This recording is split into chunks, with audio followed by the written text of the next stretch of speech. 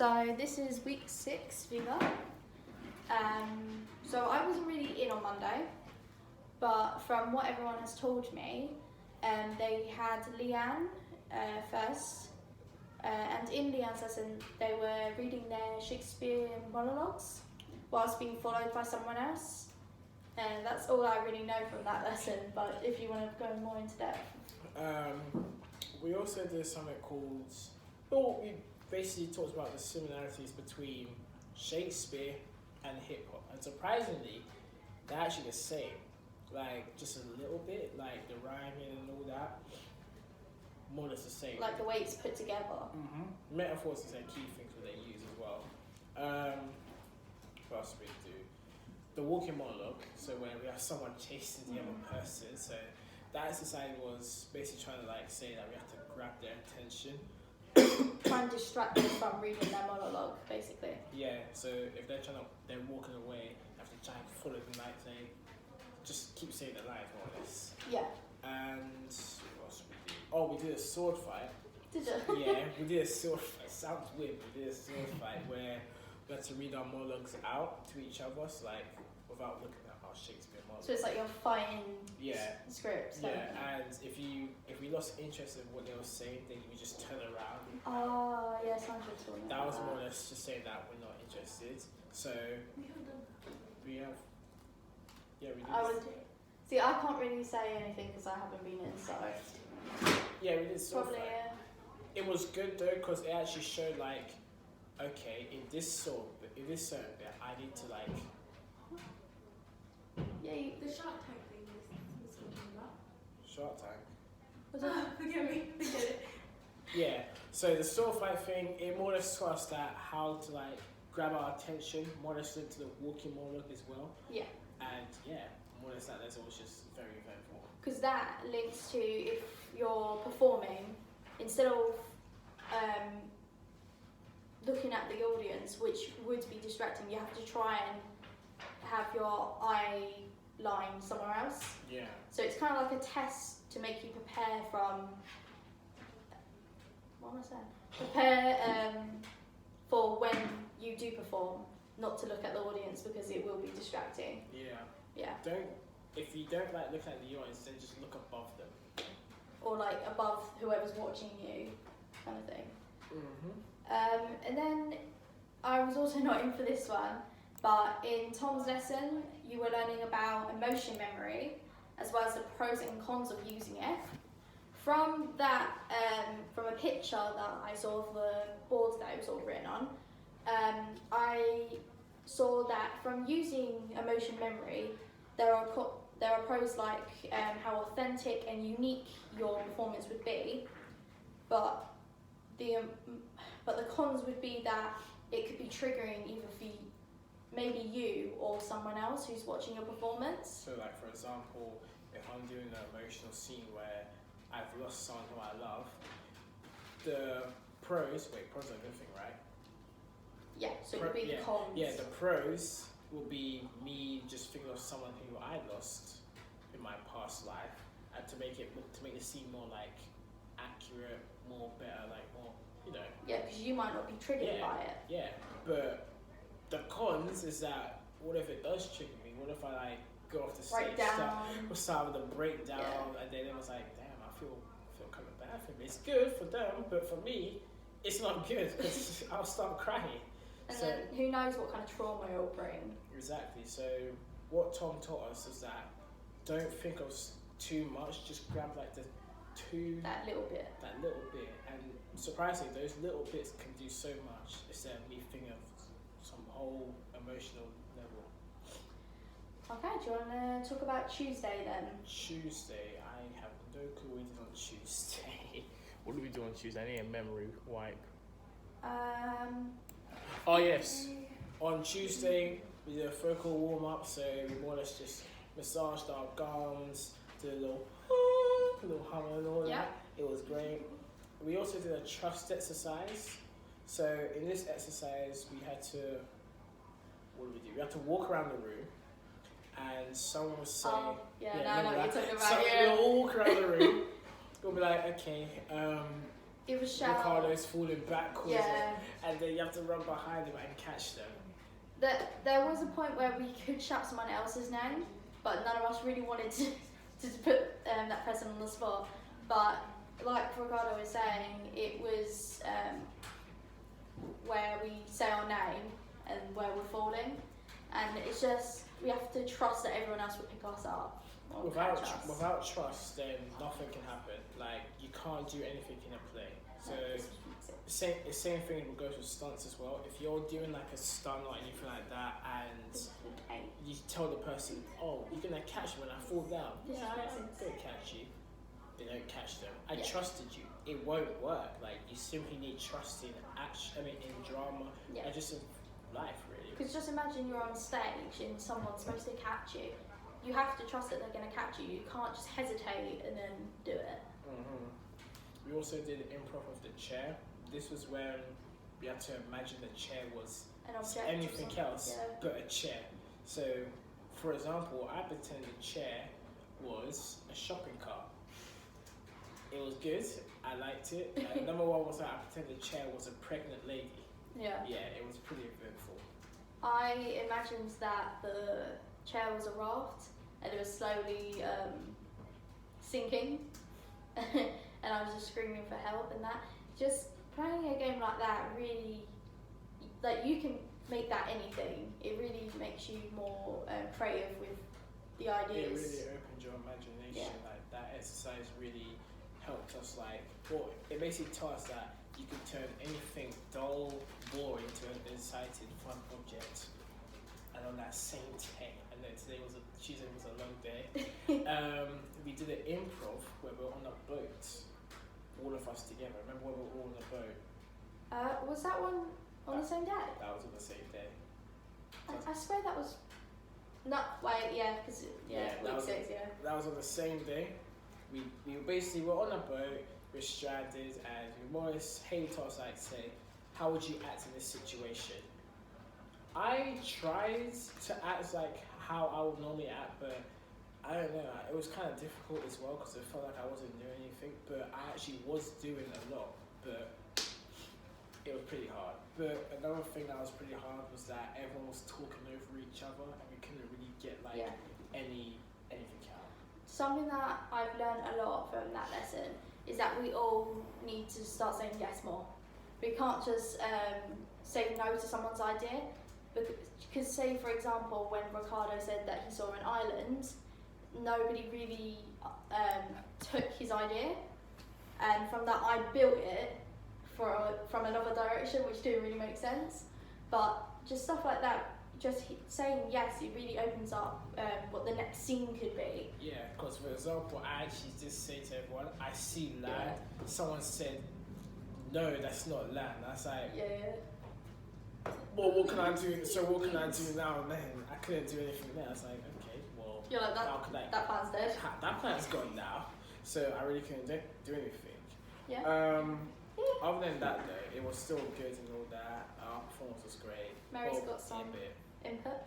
I have something to say because when Ricardo was saying the land, I have to know who it was, but at the end it was like, oh, you're seeing things. There's nothing there. You're seeing things. Where is the story meant to go after that? Because I was thinking, okay, let's carry on. Let's move on to the island. Like, we can't stay on this raft forever. So we started pedaling, and then everyone's just like, oh, you're seeing things. Like, where's the story supposed to move on to?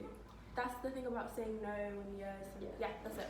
And that's another thing as well, communicating, because when people were paddling, someone actually said that, I'm going to be paddling over here. And then all of a sudden we realised that some other people were paddling, but they were paddling on the opposite side.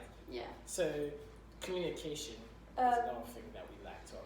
Also, something I want to say, when we were off the raft, we were on the island, and I noticed how, like, everyone was, like, seeing, and I feel like some people did forget that we were in a scene, we were improvising. People singing Sweet Caroline. Am I singing? Yeah, it's all fun and games and that, but it's like this is our lesson. Like, we have to learn how we would use our imagination. Because if you're actually in that situation, would you be singing Sweet Caroline or stuff like that? If I'm stranded, I'm pretty sure I won't be singing Sweet Caroline. No, Because like it's not real. before Mary says something, because like when me and Tina were working together, we decided we'll take some water, we'll take some food, we'll go find some shelter. We were making our own little worlds away from everyone else. Because if you think about it, you wouldn't trust anyone else around you. You would be like, okay, I'm gonna go off. I don't trust any of you. You might actually kill me in my sleep, and just stuff like that. That's more realistic. Mary, do you want to say your own? It was all very chaotic and not natural. And one thing they always tell us is to just be yourself in that situation. Mm-hmm. Yeah, and to keep it as natural as possible. And it was so movie-like. It was really unnatural. Like, it was so unnatural. But yeah. Do you want to do Thursday, Pat? I mean, Abby? Right, that's like the 5th time. I was like 50. Yeah, do you want to talk about Thursday? You want to talk about Friday? Alright, I'll quickly do Thursday then. So, let me see. So, in Ryan's lesson, we were practicing our projection in our performances, most specifically our duologues. That was when we were doing Tobes and Beth and Tobes, yeah. And some of us were performing it in front of the class, and we were just seeing if there is a way we can make ourselves louder and more hearable for people who are either further away or who can't really hear as well. And that's what we were doing in Ryan's lesson. Do you want to say anything about that? Or Ryan's lesson was actually good. Who was it? It was me, and this time it wasn't Rosie. That time it wasn't. Yeah, it was me and Harry. Yeah, we performed our thing, and actually no, wait, it was Rosie. No. No, this one was Rosie. I swear. Yeah, it was. This was the Toes and Beth one. It was me and Rosie. No, that was the first one. You had you did have Harry, yeah. There's so many. You did have Harry, yeah. You've had Rosie so many times that you just think you do. Yeah. Alright, so me and Harry, we did good. Our performance was great. Ryan said that our projection was great. One thing I need to not do is like move like it sounds weird, but like I need to move with a purpose. I can't just be like blah blah blah blah blah blah blah like. Don't feel like. Exactly. I can't really do that. It was me and Jacob, I felt like there wasn't much emotion in our projection. It was more or less us just reading the lines, but that's just something we can work off, because in an actual performance you wouldn't even have your lines on you. So yeah. I worked with Paris and Joyce, I think it was. So we took turns. Yeah, this was you three. We took turns. Still something that I need to improve on is projection. I don't know, I have a really big problem with projection. I didn't get to perform mine, so I didn't get feedback, but I just know I really need to work on projection because the girls gave me feedback. Mm-hmm. Also, I need to work on moving with a purpose as well, because I don't know, Toad, like, you know, I need to like,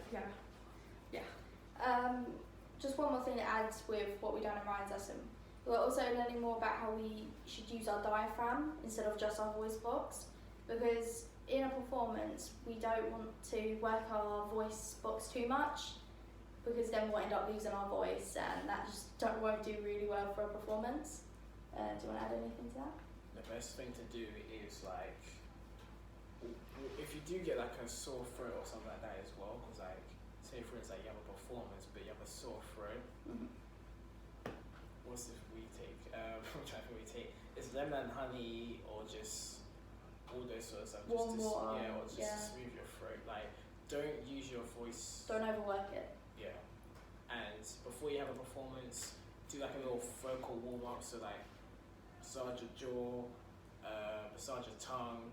all that, hum a lot. That's a key thing. So yeah, so just do that. And then lastly, we had our scratch rehearsals.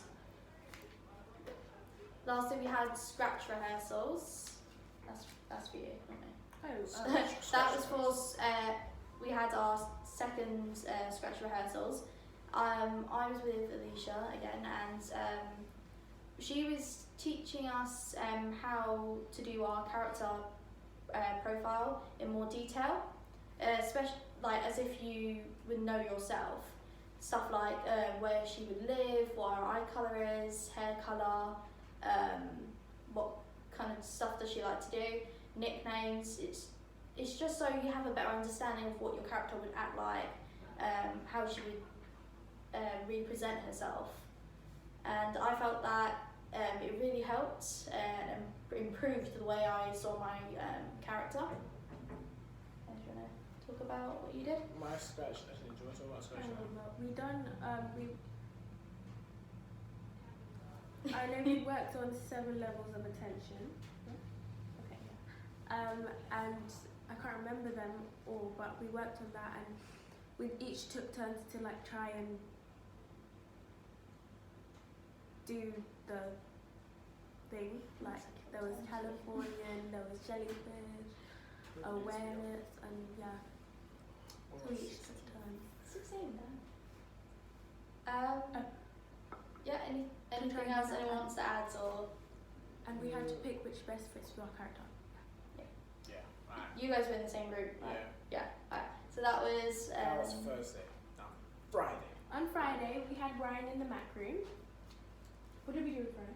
Just In Ryan's lesson, we were catching up on our WordPress and recording some Vivas. Yeah. And in Gary's lesson, we were improving a scene at the club. Oh, right. This was the first time. Yeah. Okay. So he taught us about the train shot, and it's like a camera that's moving on a train track thing, and it's all one shot, like all one shot. And So- we have to do it fast, but like not in the way like but fast enough to get your thing in the video. And yeah, so we done it. Well, it wasn't really improvised, was it? It was for our characters.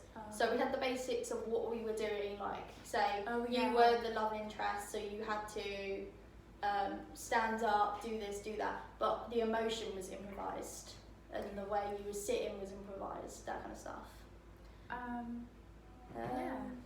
What did you guys think about it? I found it great, just like a starters thing. Like I learned a lot. For example, I learned to like keep my eyes like just hooked onto like my character I'm supposed to be looking at, and I learned like how to sense the cameraman hovering behind me. Because one thing for sure, when you're watching someone in a movie, they don't look at their camera unless they're breaking a full fall. Like for example, Deadpool, he breaks the full fall, but I was able to sense Gary hovering with the camera, and I was able to find my marker, and yeah, it was really great. It was very scary to think that if you mess up, the whole thing's ruined. It's like one small misplace happens, then it's over. Like if you make eye contact with the camera for a split second, it's like, oh, we have to start. They notice. Yeah. You think like they catch that? Yeah, they caught it. I have something to say. I like how we used the marking, and there was also I feel like there was over the shoulder when he went behind the man and then to the girl. Yeah. We used that. over the shoulder and two shot and the trailing camera and the marks. So like what we learnt in the past weeks was used in that one video, which was quite hard, but we got the hang of it. But because we've done it before, it's kind of like a bit more comfortable. Yeah. Anything else? I think that's it. Oh wait! In Gary's lesson, we learned that no matter how hard you want to stop, until the director says cut, you have to stay strong. You have to stay in character. If I remember, I think it was Rosie. She was smiling for ages. And Yeah. then the camera finally moved from her. But you have to stay in character. Yeah. Yeah, so that was week 6. That was week 6. See y'all later.